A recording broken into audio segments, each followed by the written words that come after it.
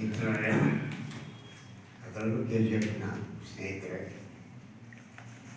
1924 ಲೋಕಸಭಾ ಚುನಾವಣೆ ಸಂವಿಧಾನ ಮತ್ತು ಪ್ರಜಾಪ್ರಭುತ್ವ ಒಕ್ಕೂಟ ಭಾರತ ಉಳಿಸಿಕೊಳ್ಳಲು ನಮಗಿರುವ ಅವಕಾಶವನ್ನು ಗಮನಿಸ್ಕೊಳ್ತಾ ಇದ್ದೀವಿ.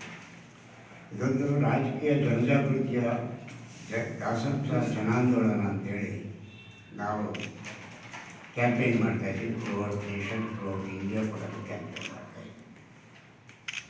ಬಹಳ ಮುಖ್ಯವಾಗಿ ದಲಿತ ಸಂಘರ್ಷ ಶಕ್ತಿಗಳ ಐಕ್ಯ ಹೋರಾಟ ಚಾಲನಾ ಸಮಿತಿಯಿಂದ 2023 ಡಿಸೆಂಬರ್ 6ನೇ ತಾರೀಕು ನ್ಯಾಷನಲ್ ಕಾಲೇಜ್ ಮೈದಾನದಲ್ಲಿ ಒಂದು ಲಕ್ಷಾಂತರ ಜನರ ದಲಿತರ ಸಮಾವೇಶ ಮಾಡಿ ನಾವು ಕೆಲವು ನಿರ್ಧಾರಗಳನ್ನು ಅಲ್ಲಿ ತಗೊಂಡ್ವಿ.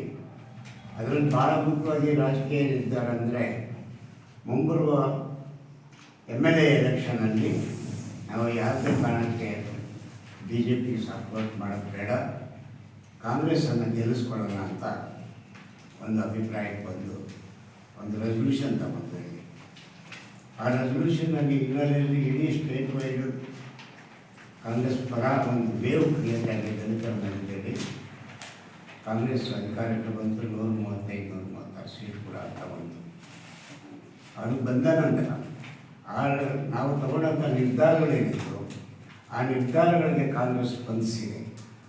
ಒಂದು SCP STP ಕಾನೂನು ಅಂತ ಈ ಹಿಂದೆ ಸಿದ್ದರಾಮಯ್ಯನವರೇ ಜಾರಿಗೆ ತಂದು 24.1% ಬಜೆಟಲ್ಲಿ ಮೀಸಲಾತಿ ಇಟ್ಟು, ಆ ಮೀಸಲಾತಿ ಪ್ರಕಾರ ದಲಿತರ ಶೈಕ್ಷಣಿಕ ಸಾಮಾಜಿಕ ಘನತೆ ಗೌರವದಿಂದ ಬದುಕೋದಕ್ಕೆ, ಅವ್ರ ಎಕನಾಮಿಕಲ್ ಸ್ಟೆಬಿಲಿಟಿ ಕೊಡೋದಕ್ಕೆ ಕಾನೂನು ತಗೊಂಡು ಇದರಲ್ಲಿ 7D ಅಂತ ಒಂದು ಕಾನೂನಲ್ಲಿ ಒಂದು ಇದಿತ್ತು.